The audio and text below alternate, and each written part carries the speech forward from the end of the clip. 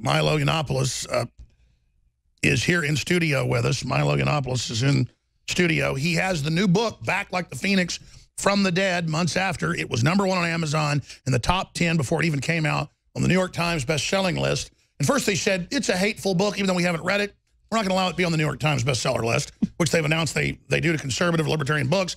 And then they pulled it and said, we're not going to issue the books we've printed now. Modern book burning, where the books are destroyed before they ever hit the bookstore shelves.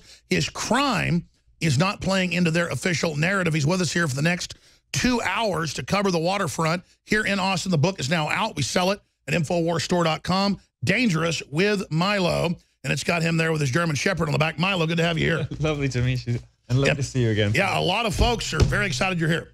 Well, thank you. Thanks so much for having me. It's a show that I like to watch even when I'm not on it, which is the highest compliment I can pay you. Well, thanks for putting up with me. People in our business, you know, that's about as high a compliment as you can pay. It was good to meet you at the RNC, and, you know, Trump won. Their fake polls proved wrong. They've got new fake polls out saying Trump's super unpopular, but the bots and computer evidence we have shows he's more popular than ever. Yeah, I mean, I just don't trust anything I read anymore. I just don't believe a bit of it, and it's the most extraordinary thing that's happened to the American media, which has always been the dumbest media. It's always been the stupidest media of anywhere in the world. I mean, you go to Britain, you know, you've got sharp, smart, brilliant, incredibly gifted, waspish gadflies. Whether it's the tabloid media or whatever, you come to the American media, and they are by some margin the dumbest people, the dumbest press anywhere in the Western world. We've gone from sort of pitying them to being, I think, in open warfare with them. Anybody who actually believes in freedom, the First Amendment, the Second Amendment, any of the things that make this wonderful country, you know, such a fantastic place to live, if you care about any of that stuff, I think you have no option but to be in open warfare against the establishment. That's right, because they are in open war with us now. Saying, well, they started it. They're saying kill the president. Now they've got Al Gore. They've got Brennan on TV saying we're about to remove the president in a coup. I mean, this is like the Twilight Zone that they're openly doing this. They banned your book. Let's start there. It's now out. Dangerous was banned. Go through that for folks. Well, I had a deal with Simon & Schuster, and the publishing industry is perhaps even worse than the journalism industry. It's about the most left-wing of all of the American establishment industries of all. They did a contract with me, and in the contract, in the legal contract, it specifically describes me as controversial and as a provocateur. So they knew when they signed a deal with me that I was controversial, and that's why. And that's the whole point. That's why they wanted me, exactly. Now, later on, leftist pressure got to them, and they decided that they're probably going to lose, you know, Roxane Gay, this fat feminist woman who writes endlessly about how much she eats, was going to pull her book, and apparently some people out there in America buy stuff like that.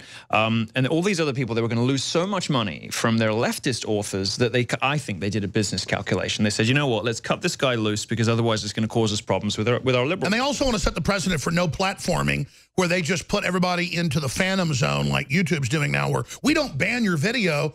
It's still there in another dimension digitally, just no one can see it. Yeah, no one can see it. There's an interstitial over it in case you accidentally do happen upon this contraband material. You can't comment on it. You can't vote on it. It may, I mean, we're going to let you put it up there for people who really, that you directly send to it. But no one's going to happen upon it, which is, of course, how everybody gets views on YouTube. It's by people, you know, with related videos or, you know, recommended for you. That's how these sites work. So by denying conservatives and libertarians access to the mechanisms through which these sites grow so quickly and how people, most importantly, grow their audiences and grow their businesses, effectively, you're kind of like cutting them off whilst, you know, in this very slippery way that technically we're allowing you on the platform. But all of the best features of the platform, we're going to switch off for you because we don't like what you say. And that's what the Nazis did. They first put you in a ghetto, then they starve you out, they marginalize you, then they ship you off to the forced labor camp. And then, of course, they shoot you in the head.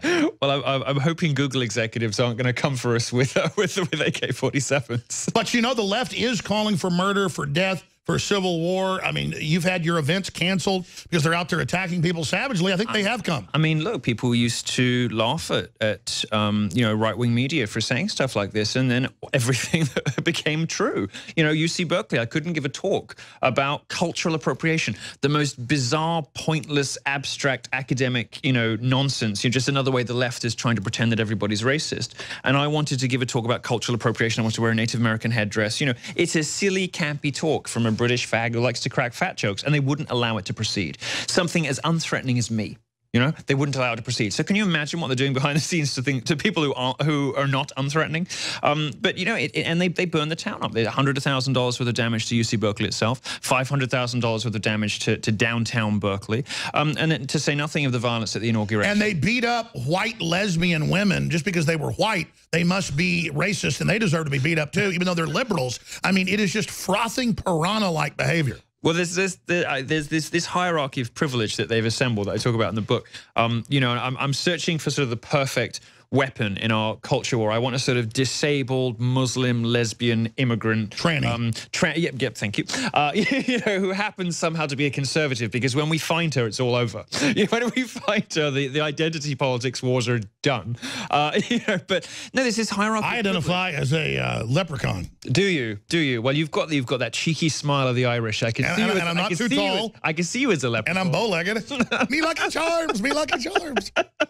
I'm going to be the first male leprechaun to have a baby too. Really, really, that'll be exciting. This is, you heard it here first. Well, I identify as a New York Times best-selling author, which, despite the machinations of Simon & Schuster, I actually am in the real world now. Let's go back to this because we just glaze over it as libertarians, as conservatives.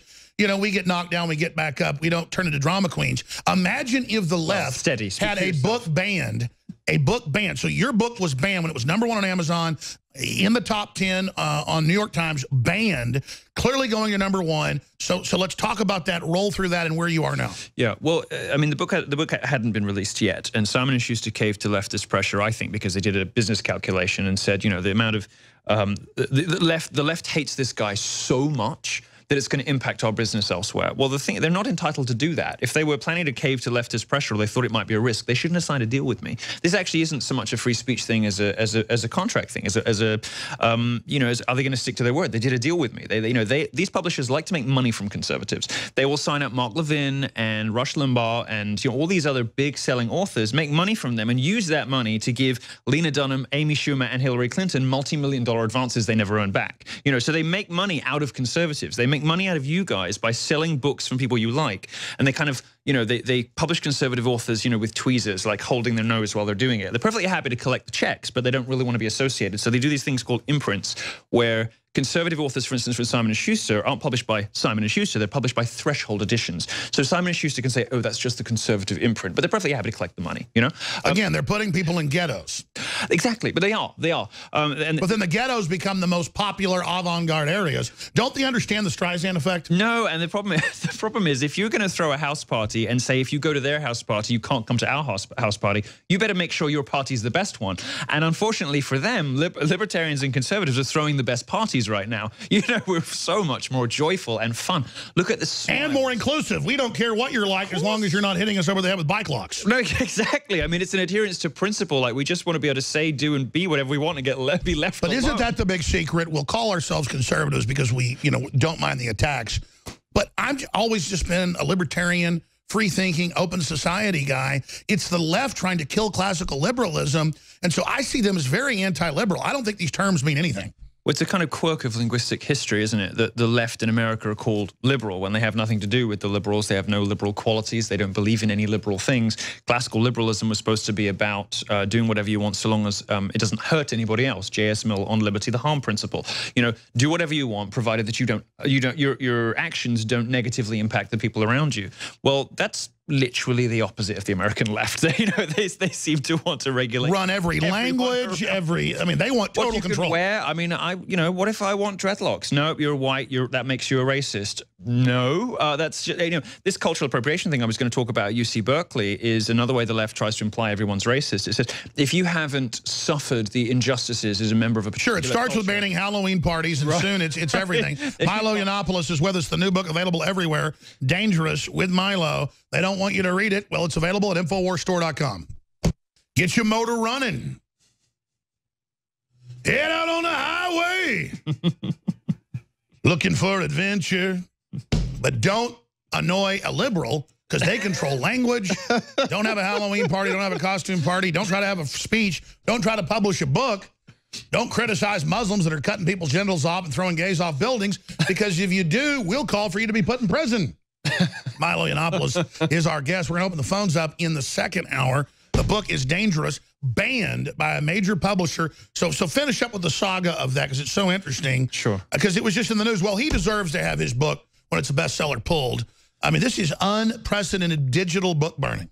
It is, and it was, you know, it was just the most remarkable thing for me to have them cave to leftist pressure. I mean, they're not entitled to do that. If you're going to do that, don't sign deals with conservatives. Don't take our money. Don't take our readers' money.